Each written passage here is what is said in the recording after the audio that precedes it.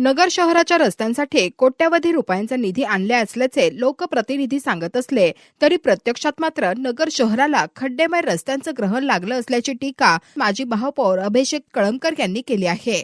शहरासह उपनगरातील रस्त्यांवर लाखो खड्डे पडले असून काही प्रमुख रस्त्यांची माजी महापौर कळमकर यांनी स्वतः पाहणी केली आहे।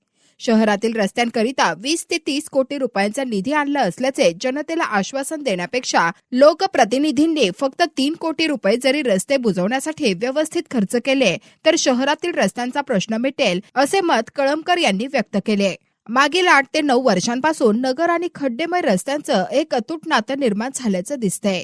त्यामुळे हे नातं पुढे कायम ठेवायचं की यावर पडदा टाकायचा हे लोकप्रतिनिधींनीच ठरवायचं असे म्हणत माजी महापौर अभिषेक कळमकर यांनी शहरातील खड्डेमय रस्त्यांसंदर्भात आपल्या प्रतिक्रिया व्यक्त केल्या।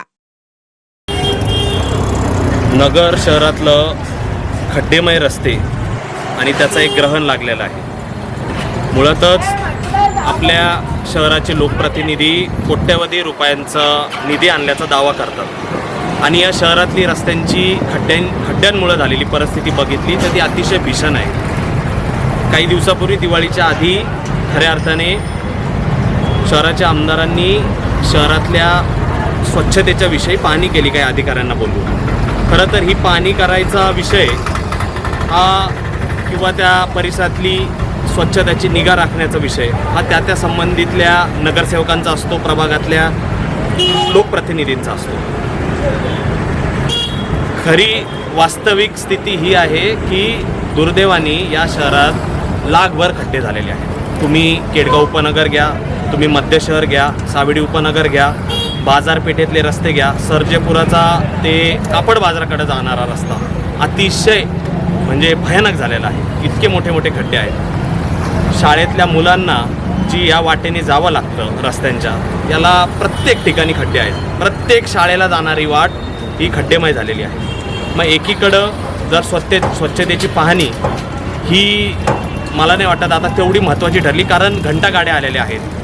कचऱ्याचा संकलनाचा विषय चांगल्या पद्धतीने महानगरपालिकेच्या माध्यमातून हाताळला जातो, परंतु ह्या रस्त्यांच्या खड्ड्याची पाहणी जर लोकप्रतिनिधींनी केली असती तर निश्चित प्रकारे म्हणजे जे ते दावा केला जातो की 20 कोटी आणले, 30 कोटी आणले, तर त्या ठिकाणी या शहराचा महापौर म्हणून मी सुद्धा काम केलेलं आहे। मला असं वाटतं जर माहिती घेऊन सांगितलं तर 3 कोटी जरी या शहराच्या खड्ड्यांसाठी वापरले, व्यवस्थित सगळे खड्डेमुक्त आपलं नगर शहर होऊ शकतं। आज त्यांचे राज्यामध्ये दोन्ही उपमुख्यमंत्री आणि ते स्वतः सत्तेत आहेत। 3-4 कोटी रुपयाचा निधी आणण्यासाठी हे त्यांच्यासाठी कुठली जोखीम नाही, त्यांच्यासाठी अवघड नाही। आणि म्हणून हा विषय आता हिवाळी अधिवेशन आलं आहे। पुढच्या महिन्यामध्ये आपले महानगरपालिकेचं प्रशासक म्हणून महानगरपालिकेच्या प्रशासनाला काम करावं लागतं, कारण नगरसेवकांची मुदत संपत आलेली आहे। सत्ता कुणाची राहणार नाही। त्या ठिकाणी आयुक्तांचं या शहरामध्ये कसं काम केलेलं आहे आयुक्तांनी हे आपण बघितलेलं आहे। आणि आयुक्तांवरचा अंकुश हा किती आहे ती दिसायला जरी शिवसेना उद्धव बाळासाहेब ठाकरे यांची शिवसेनेची सत्ता असली आणि विरोधी पक्ष नेते तर यांचेच आहेत, तर मला असं सांगायचं आहे की हा विरोध करायचा कोणी? आज लहान मुलं शाळेत जाणारे आहेत, महिला वर्ग बँकेत इतर ठिकाणी जॉबला जातात। लोकांना खड्ड्यातून जावं लागतं। एकतर कमरेचे मणक्याचे आजार एकीकडं, दवाखान्यात गेलं तर 1,500-2,000 रुपये द्यावे लागतात। गाडी त्या ठिकाणी खड्ड्यात आदळली, छोटे मोठे अपघात होतात, त्या गाडीला सस्पेन्शनसाठी 2-3 हजार रुपये खर्च करावा लागतो।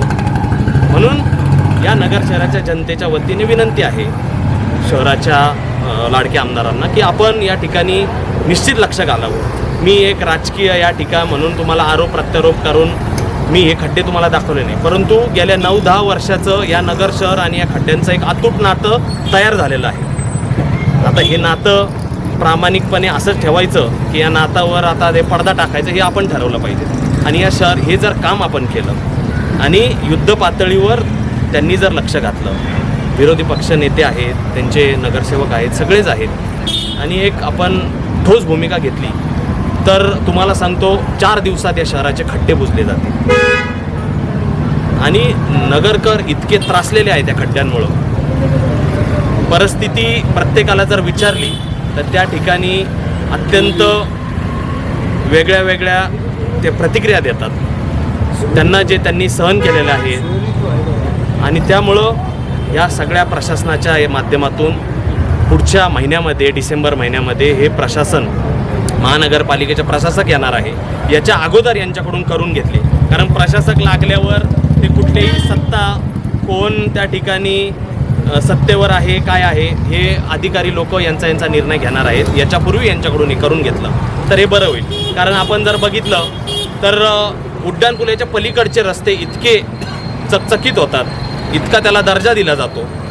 मग नगरकर हे विनंती करतात की इकडं का नाही तुम्ही इथं. आणि जर बघितलं कुष्ठधामचा रोड असेल, तोपखाना पोलीस स्टेशन ते कुष्ठधामपर्यंतचा रोड, पाईपलाईन रोड आणि सगळ्यात महत्त्वाचा तर मिस्किनमाळ्याचा तारकपूर ते मिस्किनमाळा रोड, म्हणजे या रस्त्यांना वर्षभर पण झालेलं नाही. त्यावर रस्त्यांची ॲनिव्हर्सरी पण झालेली नाही, पण सगळ्या रस्त्यांवर खड्डे झालेले आहेत. याच्यावर महानगरपालिका कशा पद्धतीने एस्टिमेट काढते, महानगरपालिका कशा पद्धतीने बिलं रेकॉर्ड करते. आता मी इथं येण्यापूर्वी माहिती घेतली की 50 लाखाचं टेंडर काढलं होतं, त्याचं बिल पण ठेकेदाराने टाकलं आहे. दुसरं एक टेंडर काढलं आहे, त्याला कुणी काही प्रतिसाद द्यायना.